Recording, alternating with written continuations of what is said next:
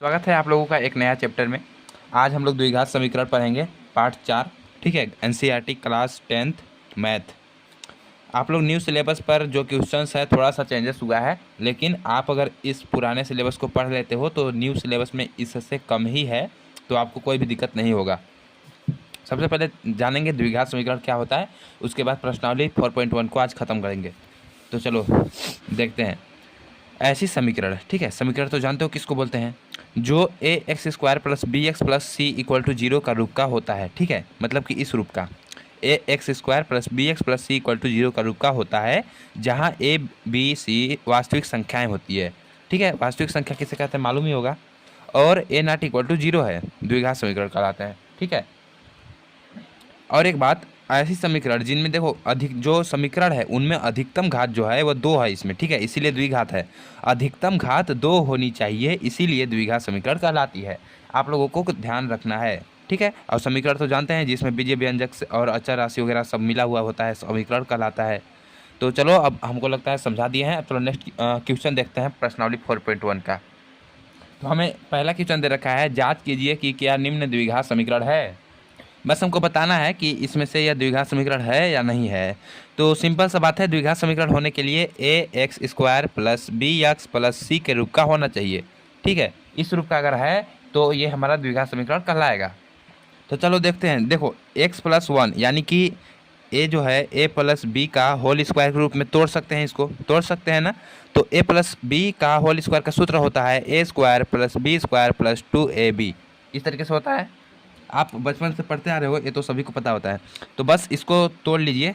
ठीक है, तो इसको तोड़ लेंगे तो ये हो जाएगा एक्स स्क्वायर प्लस 1 का स्क्वायर, तो 1 का स्क्वायर तो 1 ही होगा, प्लस 2ab, तो 2 गुणे एक्स, और 1 का गुणा करेंगे तो इतना ही रहेगा।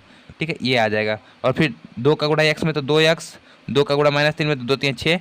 अब देखो प्लस का 2x और यहाँ भी प्लस का 2x, तो ये कट जाएगा। ठीक है, अब उसके बाद एक्स स्क्वायर प्लस 1, और ये देखो माइनस का 6 है ना, इधर को आएगा पक्षांतर करके, तो ये हो जाएगा प्लस का 6 बराबर 0, ये हो जाएगा। तो आगे चल के ये हो जाएगा एक्स स्क्वायर प्लस में 7 इक्वल टू 0। तो देखो ये जो हमारा है इस रूप का हो जा रहा है, क्योंकि यहाँ पर बी नहीं है, लेकिन बी की जगह पर हम लोग 0 मान सकते हैं। ठीक है, बी की जगह पर 0 मानेंगे तो ये हमारा सेम टू सेम आएगा। तो हम लोग लिखेंगे, अतः उपरोक्त समीकरण a x square plus b x plus c equal to 0 के रूप का है, इसीलिए यह द्विघात समीकरण है। द्विघात समीकरण है जहाँ जहाँ बी इक्वल टू 0 है। ठीक है, इस तरीके से आपको लिख देना है। तो आई होप समझ में आया होगा। यहाँ पर जो है सी दे रखा है और ए दे रखा है, लेकिन बी का नहीं है, तो बी को हम लोग 0 मानेंगे। अब चलो नेक्स्ट क्वेश्चन देखते हैं। तो नेक्स्ट क्वेश्चन ये दे रखा है, एक्स स्क्वायर माइनस 2x। तो सिंपल, चलो एक्स स्क्वायर है तो इसको हल लिख लो, एक्स स्क्वायर है तो एक्स स्क्वायर ही रहेगा, और -2x लिख लीजिए इक्वल टू -2 का गुणा इसमें कर दीजिए। ठीक है, तो -2 का गुणा -2 का गुणा 3 में करेंगे तो माइनस का 6, 2 3 6, और -2 का गुणा x में करेंगे तो माइनस माइनस प्लस और 2x हो जाएगा ना। अब देखो एक्स स्क्वायर है -2x है, और ये इसका पक्षांतर होगा इधर आएगा, तो ये हो जाएगा प्लस का 6, और इसका भी पक्षांतर होगा और इधर आएगा, तो ये हो जाएगा माइनस का 2x हो जाएगा ना, इक्वल टू 0। यह चीज़ हो जाएगा। आगे चलेगा ये, तो ये हो जाएगा एक्स स्क्वायर -2x और -2x मिल जाएंगे, हो जाएंगे माइनस के 4x, प्लस में 6 इक्वल टू 0। तो अब देख सकते हो कि यहाँ पर ये जो समीकरण हमारा बना है a x square plus b x equal plus c equal to 0 का रूप का है। ठीक है, तो आप लोग लिखेंगे, उपरोक्त समीकरण a x square plus b x plus c equal to 0 के रूप का है, अतः यह द्विघात समीकरण है। ठीक है, नेक्स्ट क्वेश्चन ये दे रखा है। तो देखो ये दे रखा है, सबसे पहले हल लिख लो, और देखो ये 2 टर्म में दे रखा है ये और ये, तो इसका गुणा कर देते हैं आपस में। ठीक है, तो x का गुणा x में करेंगे तो हो जाएगा एक्स स्क्वायर, फिर x का गुणा 1 में करेंगे तो हो जाएगा प्लस का x, फिर -2 का गुणा x में करेंगे तो माइनस का 2x, फिर -2 का गुणा 1 में करेंगे तो माइनस के 2 हो जाएगा, इक्वल टू फिर यही चीज़ आ गया था, इसका भी गुणा कीजिए। तो x का गुणा x में करेंगे तो एक्स स्क्वायर, x का गुणा 3 में करेंगे तो प्लस का 3x, फिर -1 का गुणा x में करेंगे तो माइनस का x, फिर -1 का गुणा 3 में करेंगे तो माइनस का 3। Simple, x² plus x minus 2x minus के 2, और इसको पक्षांतर कर दीजिए तो हो जाएगा माइनस के x² माइनस के 3x प्लस का x प्लस के 3 इक्वल टू 0 आता होगा। तो x² ख़त्म हो जाएंगे और प्लस का x है और ये माइनस का 2x है। ठीक है, प्लस का यहाँ पर प्लस का x और यहाँ पर भी प्लस का x, यानी कि 2x हो जाएगा और माइनस के 2x है, -2 और प्लस 3 इक्वल टू 0। यही चीज़ दे रखा है ना, और कुछ है? और कुछ है शायद, हाँ माइनस के 3x है। तो माइनस के 3x है तो इसको इधर लिख देते हैं। चलो, माइनस के 3x प्लस का 2x। ठीक है, ये चीज़ सभी चीज़ दिख चुके हैं हम लोग। x है और x, तो 2x और -2x यहाँ पर है, -2x -2 और +3 और -3x ओके। देखो प्लस का 2x माइनस का 2x कट जाएगा तो ये बचेगा टोटल माइनस का 3x माइनस का 2 प्लस में 3 इक्वल टू 0, या फिर माइनस कॉमन ले लें हम। तो माइनस कॉमन लेने के बाद 3x प्लस का 2 माइनस का 3 इक्वल टू 0, यानी कि 3x plus 2 minus 3 equal to 0 ये आ रहा है। तो आप यहाँ पर आप क्या कर सकते हो? देखो यहाँ पर तो ax² plus bx plus c के रूप का होना चाहिए, जो कि ये है नहीं, क्योंकि जब इस रूप का नहीं है, अधिकतम घात इसका 1 है जबकि अधिकतम घात 2 होना चाहिए, तो यह नहीं होगा, नहीं है। ठीक है, आप लोग बना करके ऊपर जैसा लिखा हुआ है, उपरोक्त समीकरण ax² plus bx plus c के रूप का नहीं है, इसीलिए यह एक द्विघात समीकरण नहीं है, इसमें लिख दीजिएगा। ठीक है, तो इस तरीके से इसका आंसर आएगा, यह नहीं होगा। अब चलो नेक्स्ट क्वेश्चन देखते हैं। तो ये दे रखा है क्वेश्चन, तो सिंपल है, इसको भी हल लिखिए आप लोग, और उसके बाद इसका गुणा इसका में कर दीजिए। तो x का गुणा जब 2x में होगा तो 2x², और फिर जब x का गुणा 1 में होगा तो प्लस का x, -3 का गुणा 2 में होगा तो माइनस के 6x, और फिर -3 का गुणा 1 में होगा तो माइनस के 3 इक्वल टू x का गुणा x में होगा तो x², x का गुणा 5 में होगा तो प्लस के 5x, ये हो जाएगा। ठीक है, अब देखो यहाँ पर 2x² है और यहाँ पर प्लस का x है, इधर जो पक्षांतर करेंगे इसका हम, तो ये हो जाएगा माइनस के x² और फिर ये प्लस का x है और ये माइनस का 6x है, फिर ये प्लस का 5x है, इसको पक्षांतर कर दीजिए इधर, तो ये हो जाएगा माइनस के 5x माइनस 3 इक्वल टू 0। ये चीज़ हो जाएगा ना। देखो 2x² है और माइनस का 1x² है, तो 2x² में से एक x² चला जाएगा तो बचेगा सिर्फ एक x²। ठीक है, प्लस देखो प्लस में x है और 6 और 5 11x हो जाएगा, ये माइनस के 3 इक्वल टू 0। आगे बढ़ेंगे तो x² और प्लस का 1x और माइनस का 11x, यानी कि माइनस के 11 में से प्लस का 1 चला जाएगा तो क्या बचेगा? माइनस के 10 बचेगा, माइनस का 10x माइनस के 3 इक्वल टू 0। तो यहाँ पर देख सकते हैं कि ax² plus bx plus c के रूप का है, अतः यह जो एक द्विघात समीकरण होगा। तो ये जो है समीकरण, ये द्विघात समीकरण है, द्विघात समीकरण है, लिख दीजिएगा बना करके, मैंने जैसा मैं सिखाया हूँ। ठीक है, नेक्स्ट क्वेश्चन देखते हैं। नेक्स्ट क्वेश्चन ये दे रखा है, तो देखो 2x का गुणा x में कर देंगे तो हो जाएगा 2x²। ठीक है, इसका गुणा इसमें कर दिया 2x², फिर इसका गुणा इसमें कर देंगे 3 में तो हो जाएगा 2 3 6, लेकिन माइनस के 6x हो जाएगा। फिर -1 का गुणा x में करेंगे तो माइनस का x, फिर -1 का गुणा 3 में करेंगे तो प्लस का 3 इक्वल टू x का गुणा x में करेंगे तो x², x का गुणा 1 में करेंगे तो माइनस का x, 5 का गुणा x में करेंगे तो प्लस का 5x, 5 का गुणा 1 में करेंगे तो माइनस के 5। 2x² है, 2x, अरे यार 2x² है, माइनस का 6x है, माइनस का x प्लस 3, इसको पक्षांतर कीजिए तो माइनस का x² हो जाएगा, फिर इसको पक्षांतर कीजिए तो प्लस का x हो जाएगा, इसको करेंगे तो माइनस का 5x, इसको करेंगे तो प्लस का 5x इक्वल टू 0। ठीक है, अब सिंपल देखिए कौन कौन कट रहा है। तो यहाँ पर 2x², यहाँ पर -1x², यानी कि 2 में से x² चला जाएगा तो बचेगा x², माइनस 6x है, और देखो ये माइनस x है और ये प्लस x है, कट गया, और यहाँ पर देखो माइनस के 6x है और यहाँ पर माइनस के 5x, यानी कि माइनस के 11x है। ठीक है, और फिर यहाँ पर प्लस का 3 है, यहाँ पर प्लस का 8 है, यानी कि प्लस के 5 और 3 8 हो जाएगा इक्वल टू 0। ये चीज़ हो जाएगा, हाँ ये चीज़ हो जाएगा ना।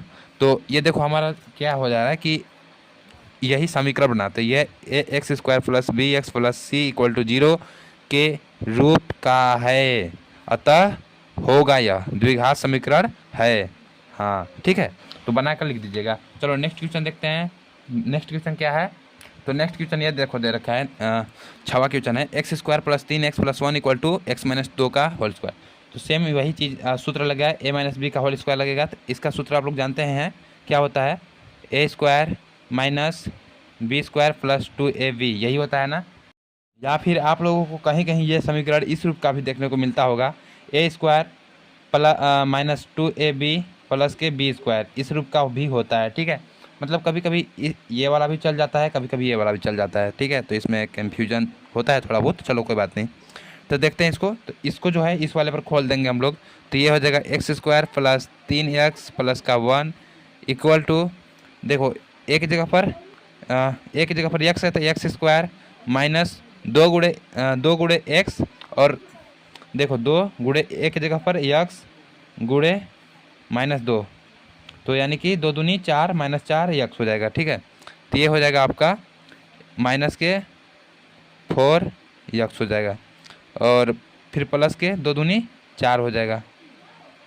ये चीज़ हो जाएगा, समझ में आया ना। 2 का वर्क कर देंगे हम लोग, तो इसी फार्मूला पर बस ओपन किया है इसको। तो ये हो जाएगा एक्स स्क्वायर और एक्स स्क्वायर कट जाएगा, तो ये हो जाएगा 3x plus 1 equal to 4x minus के प्लस 4। तो 3x है और माइनस के 4 इधर आएगा तो प्लस के 4x, फिर प्लस का 1 है और इधर आएगा ये, तो माइनस का 4 इक्वल टू 0। 3x और 4x 7x हो जाएगा, प्लस का 1 और माइनस का 4 यानी कि माइनस के 3 इक्वल टू 0। तो देखो यहाँ पर माइनस 7x माइनस 3 आ जा रहा है, तो ये जो है a x square plus b x plus c equal to 0 के रूप का नहीं है, अतः यह द्विघात समीकरण नहीं है। ठीक है, नेक्स्ट क्वेश्चन ये दे रखा है एक्स प्लस 2 का whole cube equal to 2x into x square minus 1। तो a प्लस बी का होल क्यू जानते होंगे आप लोग क्या होता है, a cube plus b cube plus 3ab कोष्टक में a प्लस बी। ठीक है, ये चीज़ होता है। सबसे पहले इसको खोल देंगे इस वाले सूत्र पर, तो एक जगह पर x आ जाएगा तो एक्स क्यू प्लस 2 की जगह पर b की जगह पर 2 आ जाएगा तो 2q प्लस 3 गुणे एक जगह पर x गुणे b की जगह पर 2, एक जगह पर x प्लस 2, ये चीज़ आ जाएगा बराबर 2x का गुणा इसमें हो जाएगा, तो 2 एकम 2 और x का गुणा एक्स स्क्वायर में तो q हो जाएगा, एक्स क्यू माइनस 2x हो जाएगा। ठीक है, ये हो जाएगा, तो एक्स क्यू प्लस 2 दूनी 4 दूनी 8 हो जाएगा, प्लस 3x 3 दूना 6 और 6x हो जाएगा, ये टोटल हो जाएगा 6x। ठीक है, तो 6x का गुणा x में होगा तो 6x स्क्वायर हो जाएगा, फिर इसका गुणा इसमें होगा। ठीक है, तो 6 दूना 12, तो प्लस के 12x हो जाएगा equal to 2x q minus 2x। Simple है। अब एक्स क्यू से एक्स क्यू ख़त्म हो सकता है। ठीक है, या फिर रुको अभी इसको पक्षांतर कर लेते हैं, उसके बाद ख़त्म करके दिखाएंगे, नहीं तो आप लोग थोड़ा कंफ्यूज आ जाओगे। तो एक्स क्यू है और ये प्लस का 2x क्यू है, तो इधर आएगा तो माइनस का 2x क्यू हो जाएगा, माइनस का 2x क्यू हो जाएगा ना।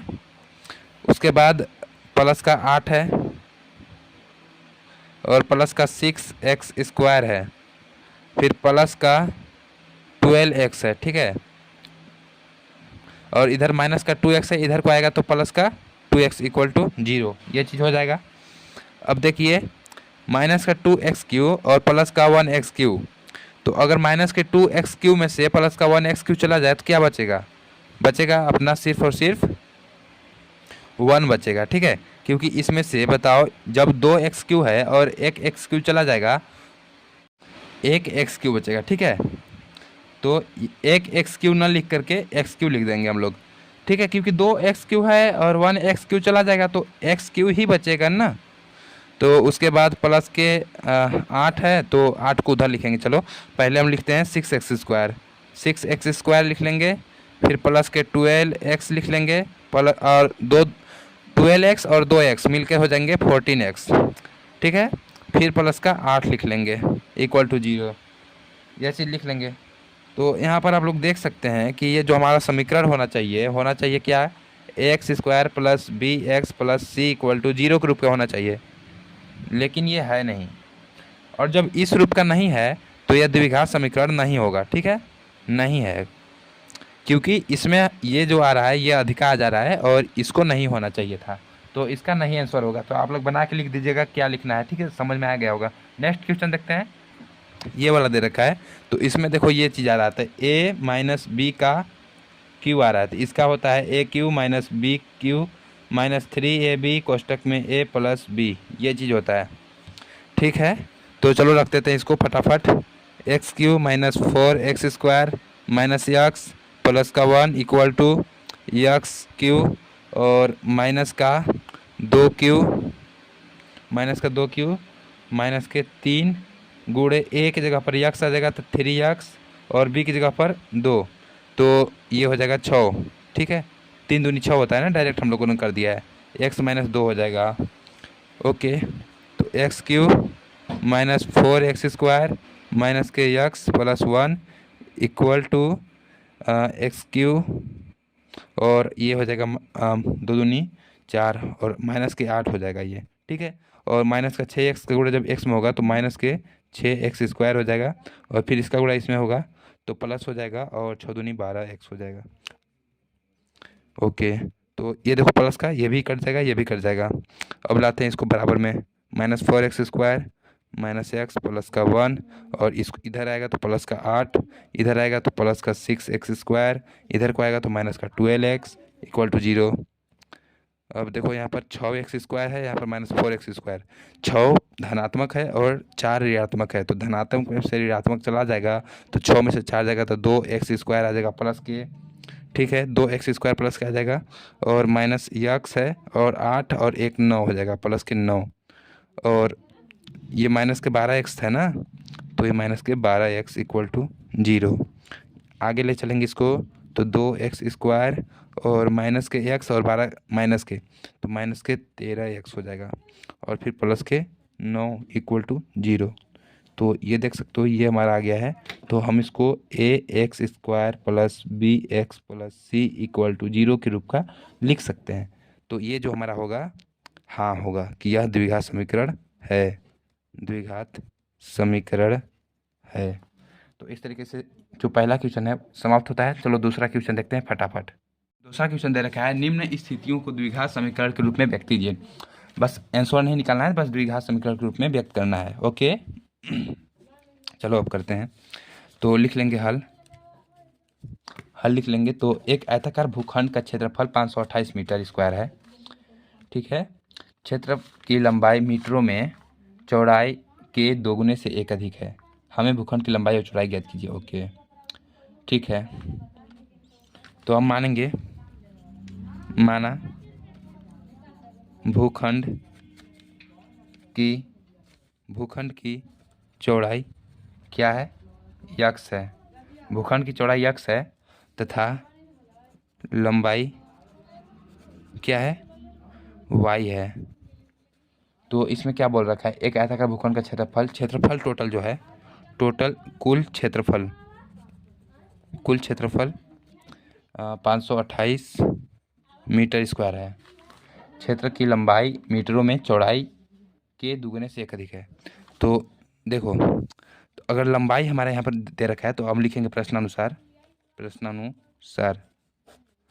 लंबाई, ठीक है, लंबाई जो है वाई क्या है, मीटरों में, क्षेत्र की लंबाई मीटरों में चौड़ाई के दोगुने से एक अधिक है। तो चौड़ाई हमारा क्या है, 2 यक्स है, तो लंबाई बराबर हो जाएगा, यक्स है ना, तो इसके दोगुने से एक अधिक, दोगुना इसका 2x हो जाएगा और एक अधिक यानी कि 1 हो जाएगा, तो प्लस का x ये हो जाएगा, एक अधिक है। हमें भूखंड की लंबाई और चौड़ाई ज्ञात करनी है, ठीक है। तो बस हमको हल नहीं करना है, निरूपित करना है, इसके समीकरण बनाना है कि द्विघात समीकरण के रूप में व्यक्त करना है सिर्फ। तो दे रखा है, तो हम जानते हैं कि क्षेत्रफल बराबर होता है लंबाई गुणे चौड़ाई या चौड़ाई गुणे लंबाई कर सकते हैं, ठीक है। तो क्षेत्रफल हमारा दे रखा है 528 बराबर लंबाई क्या दे रखा है 2x प्लस 1 और चौड़ाई दे रखा है यक्स। तो सिंपल है, देखो इसका गुणा कर दो। तो चलो इसका पहले गुणा कर लेते हैं, ठीक है। तो एक्स का गुणा 2x में करेंगे तो 2x², और एक्स का गुणा 1 में करेंगे तो प्लस का यक्स, और ये 528 हो जाएगा। इधर को लिख सकते हैं हम लोग, कोई दिक्कत नहीं है, ठीक है। तो यहाँ पर आप देख सकते हो, आगे करेंगे 2x² प्लस का यक्स, और ये इधर आएगा तो माइनस में 528 = 0। कुल मिला करके यही हमारा आंसर आ जाएगा, क्योंकि यह जो है ax² plus bx plus c = 0 के रूप का आ चुका है। तो ये हमारा आंसर हो जाएगा, ठीक है। चलो नेक्स्ट क्वेश्चन देखते हैं। नेक्स्ट क्वेश्चन दे रखा है, दो क्रमागत धनात्मक पूर्णांकों का गुणनफल 306 है, हमें पूर्णांकों को ज्ञात करना है। ओके, ज्ञात नहीं करना है, बस हमको दर्शाना है, निरूपित करना है। तो हल लिखेंगे। क्रमागत संख्या समझते हैं आप लोग क्या होता है? क्रमागत संख्या मतलब जैसे कि 1 है तो हम उसमें एक और जोड़ते हैं, तो एक और जोड़ते हैं और यहाँ पर 2 आ जाता है। फिर इसी प्रकार 2 में +1 करते हैं और यहाँ पर 3 आ जाता है। तो सेम इसी तरीके से अगर माना कि क्रमागत संख्या x है तो दूसरी क्रमागत संख्या होगा x + 1। लिखेंगे, माना पहली क्रमागत संख्या x है तो दूसरी क्रमागत संख्या x + 1 होगी, ठीक है। क्योंकि क्रमागत संख्या निकालने के लिए हम धनात्मक पूछा है ना, हाँ धनात्मक पूर्णांक को तो लिख सकते हो, माना पहली धनात्मक पूर्णांक क्रमागत संख्या x है और दूसरी धनात्मक क्रमागत संख्या x + 1 होगी, क्योंकि एक जुड़ जाता है उसमें। तो उसके बाद क्या बोल रहा है कि हमें दोनों क्रमागत धनात्मक पूर्णांकों का गुणनफल 306 है। ओके, मतलब कि x और x + 1 का जो गुणनफल है, मतलब कि दोनों के गुणा कर देंगे तो 306 मिलेगा हमको, ठीक है। तो चलो इसका आप गुणा कर दीजिए, तो x का हो जाएगा x², और फिर x का इसमें एक में करेंगे तो हो जाएगा x = 306। आगे करेंगे तो x² प्लस x माइनस के 306 = 0। तो ये हमारा आंसर आ जाएगा, ठीक है। तो इसको लिखेंगे x² plus bx plus c = 0 के रूप का है, अर्थात द्विघात समीकरण के रूप में निरूपित किया जा चुका है, ठीक है। आंसर लिख देंगे डायरेक्ट आंसर। चलो नेक्स्ट क्वेश्चन देखते हैं। नेक्स्ट क्वेश्चन है, रोहन की माँ उससे 26 वर्ष बड़ी है, उनकी आयु वर्षों में का गुणनफल अब से 3 वर्ष पश्चात 360 हो जाएगी, ठीक है। हमें रोहन की वर्तमान आयु ज्ञात करनी है, ज्ञात करनी नहीं है, ज्ञात करना रहेगा तो बाद में करेंगे, लेकिन इसको हमें अभी दर्शाना है। चलो हल लिखेंगे और रोहन की माना करेंगे, माना रोहन की आयु x है और रोहन की माँ की आयु, रोहन की माँ की आयु क्या है, उससे 26 वर्ष बड़ी है, तो यानी कि x + 26 हो जाएगी, ठीक है। ये हो जाएगी। अब 3 वर्ष पश्चात बोला है ना, 3 वर्ष पश्चात यानी बाद में, तो 3 वर्ष पश्चात बोले तो रोहन की आयु क्या होगी, x + 3 हो जाएगी, और उसकी माँ की आयु हो जाएगी x + 26 + 3। अब इन दोनों का गुणनफल जो है क्या दे रखा है, 360 हो जाएगी 3 वर्ष पश्चात। तो इनका गुणनफल करना है, x + 3 गुणे में x + 26 और 3 29 हो जाएगा ना, इक्वल टू कितना हो जाएगा, 360 हो जाएगा। तो बस सिंपल सा गुणा करा दीजिए दोनों में, तो x² हो जाएगा, इसका गुणा इसमें करेंगे, फिर x का गुणा 29 में करेंगे तो प्लस का 29x हो जाएगा, फिर 3 का गुणा x में करेंगे तो प्लस का 3x हो जाएगा, फिर 3 का गुणा 29 में करेंगे तो प्लस का 3 नवा 9 तियाँ 27 के साथ हासिल 2, 3 दूना 6 और 2 8 हो जाएगा 87 = 360। तो x² और प्लस का 29 और 3 हो जाएगा प्लस का 32x और प्लस के 87 माइनस के 360 = 0। ये चीज़ हो जाएगा, ठीक है। तो अब हम लोग देखेंगे, जैसे कि देखिए यहाँ पर इसको हम लोग लिखेंगे यहाँ पर x² प्लस का 32x और माइनस आएगा ना, क्योंकि माइनस वाला संख्या बड़ा है, तो 360 में से 87 चला जाएगा तो कितना बचेगा, तो ये बचेगा 283। 283 बचेगा, ठीक है, इक्वल टू 0। इतना ही बचेगा ना, एक बार कंफर्म कर लेते हैं, रुको। लेकिन मुझे लगता है कि यहाँ पर 73 आएगा, ठीक है। हाँ सही है, 73 ही आएगा। तो ये देखो यहाँ पर हमारा जो ये है ये बन चुका है ax² plus bx plus c equal to 0 के रूप का हो चुका है। तो हमारा ये निरूपित हो चुका है, ठीक है, निरूपित हो गया। तो इस तरीके से आप लोग बना करके लिख देंगे, निरूपित हुआ, ठीक है।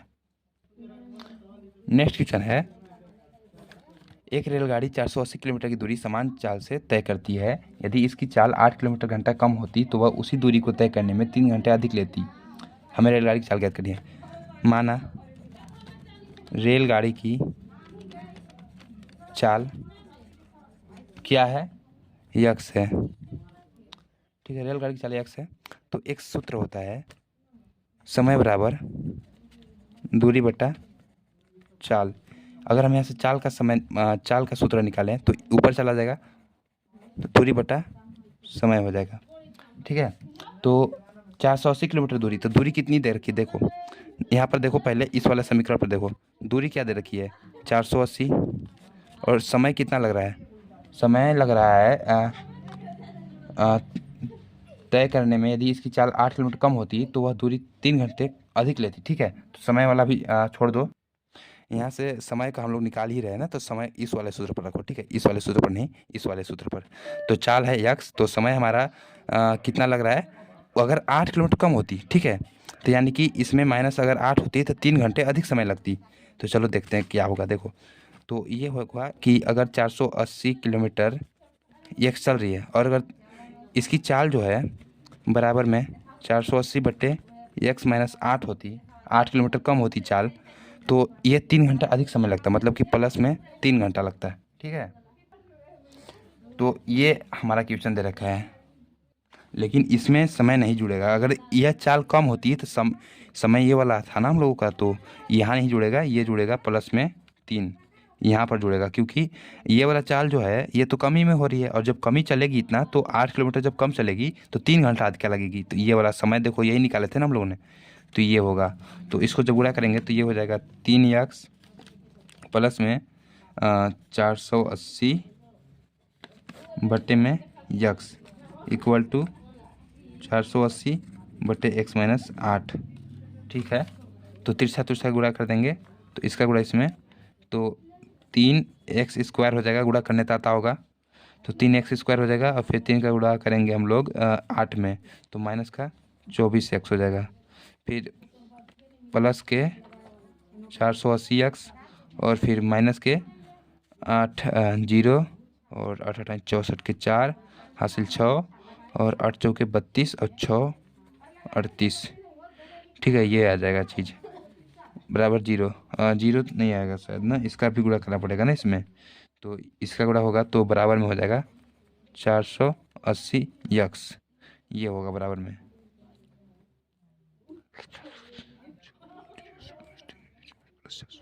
ओके सही है। तो प्लस का 480x, यहाँ पे प्लस का, ये कट जाएगा, तो हो जाएगा 3x² माइनस 24x माइनस के 38 40 इक्वल टू 0। यहाँ से 3 कॉमन ले सकते हैं, तो x² माइनस 8x माइनस में देखो 3 एकम 3, फिर ये चला जाएगा 2, फिर इसमें हो जाएगा तो 8 0, ये आ जाएगा बराबर 0, यानी कि x² माइनस 8x माइनस 1280, तो ये हमारा आंसर हो जाएगा, ठीक है। तो ये निरूपित हुआ, तो इस रूप का हो जाएगा, ठीक है। तो आई होप समझ में आया होगा मैं कैसे किया हूँ इसको। तो चलो अब मिलते हैं प्रश्नावली 4.2 में। ये प्रश्नावली समाप्त हो जाती है इसी के साथ। समझ ना आया हो तो प्लीज़ एक बार कमेंट कर दीजिएगा, मैं दोबारा वीडियो बना दूंगा आप लोग के लिए। धन्यवाद।